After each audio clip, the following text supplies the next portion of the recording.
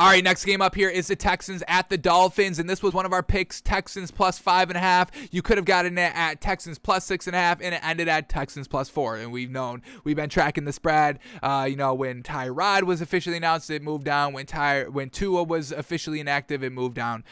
So overall, our thinking was right. Our overall pick was not. With Texans plus 5.5, they lose by 8. But once again, our thinking was, this Dolphins team is not going to put up that many points. They put up 17. We thought Tyrod would be able to move the ball a little bit better than he would. He threw 3 interceptions, gave up some points right there. So overall, once again, officially, we didn't hit this pick, but unofficially, our thinking was right on par. That's what we want to at least be right about, our thinking right on par. So, Dolphins get the win 17-9. No Tua right before the game, so Jacoby Brissett has to fill in. And folks, if you are excited about that, you don't know what Jacoby Brissett is. This man is absolutely not good at all, folks. Major turnovers, threw 2 interceptions. I believe he fumbled as well. And lost it. So, classic Jacoby Brissett. So, please don't ever mention that Jacoby Brissett is better than Tua, folks. You do not know what you're talking about if you say that. So, Jacoby Brissett goes 26 of 43 for 60% completion percentage, nothing good. 244 yards, dink and dunk at 26 completions, 1 touchdown, 2 interceptions, and the fumble. First interception came in the first quarter. They can't do anything with it. They have to punt the ball. Then we get the fumble here by Jacoby Brissett. Or this one was Myles Gaskin, and it results in 3 points for the field goal. Another interception here by Jacoby Brissett in the third quarter. The Texans don't do anything with it. And then the fumble, the Texans don't do anything with it. So, the Texans had 4 turnovers and only got 3 points out of it. Once again, Texans plus 5. This should have hit, the smarter play in our opinion still, even though it did not hit officially. And then we'll talk about the Texans' lack of scoring in a second once we get to their stats. Let's keep it up here with the Dolphins. Myles Gaskin, 20 carries for 34 yards and a touchdown. He fumbled as well. So once again, nothing good here offensively by the Dolphins, especially without Tua. Classic.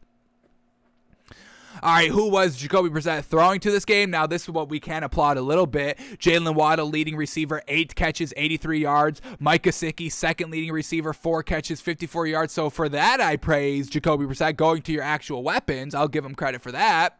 Then we have Durham Smythe, 2 catches, 27 yards. Myles Gaskin, 6 catches, 23 yards. Mac Hollins, 3 catches, 22 yards, and a touchdown. And watch out for Mac Hollins, folks. This Dolphins team doesn't really have any consistent receivers that play. Devontae Parker always out. Will Fuller can't get it going this season. And Mac Hollins has truly been stepping up when he needs to. And I believe he had the game kind of sealing touchdown right here when they were up 6-10, and then he has the touchdown that puts them up 17-6. So that was their last score right there, going to Mac Hollins. So he stepped up pretty big here, even though he only had 3 catches. Watch out for Mac Hollins, folks. We'll see if he can make a name for himself here and can continue to grow for this Dolphins offense.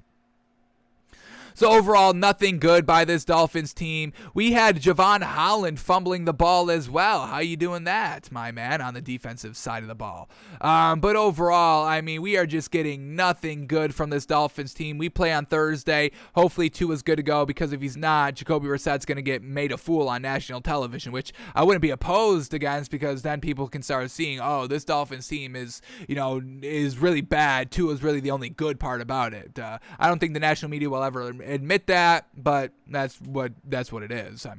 That's what it is. We see it. We can decipher. We understand things. We can say things without being, holding the hands of the national media. Be like, is this okay to say? Is this right to say? We can say things, folks. We understand to say things. All right. Now this Texans team. All right, Tyra Taylor, a little unfortunate performance out here. Was really kind of expecting a little bit better performance out of him, but he missed a lot of games, and he should be starting next week. So we definitely want to see him get it going next week to see if there's really any viability in this Texans team. But Tyrod Taylor goes 24 of 43. That's 55% completion percentage, 240 yards, no touchdown, 3 interceptions. First interception came in the first quarter. Dolphins take 7 points off of it. Second interception comes, and I also want to say the first interception came at the Dolphins 16-yard line, so guaranteed points there. So when we're talking about unofficially Texans plus 5 being the good pick, he threw the interception at the 16-yard line. You're guaranteed kind of 3 points out of that. Another interception right here, and it gives up 7 points because of that. Second interception comes in the second quarter. They weren't moving the ball, but it results into easy field position. Dolphins take over at the Texans' 26-yard line. They cash in a touchdown. Third interception comes in the third quarter, start of the second half, and it results into an interception by the Dolphins. So just giving the ball right back. So overall, I mean, the Texans, our thinking was right on the money. Unfortunately, officially, it does not hit. All right, running the ball here, Phillip Lindsay, leading rusher, 8 carries for 28 yards. Tyrod Taylor ran the ball 3 times for 23 yards. David Johnson ran the ball 4 times for 11 yards.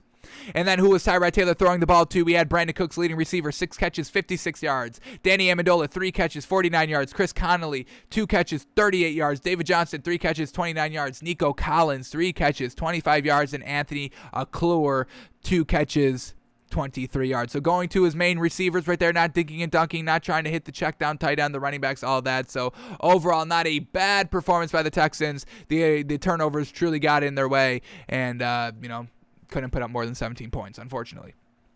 So Dolphins get the win 17-9. Still not buying this Dolphins offense at all. And the Texans offense is still a little bit of a question mark here, and we'll know a little bit more next week.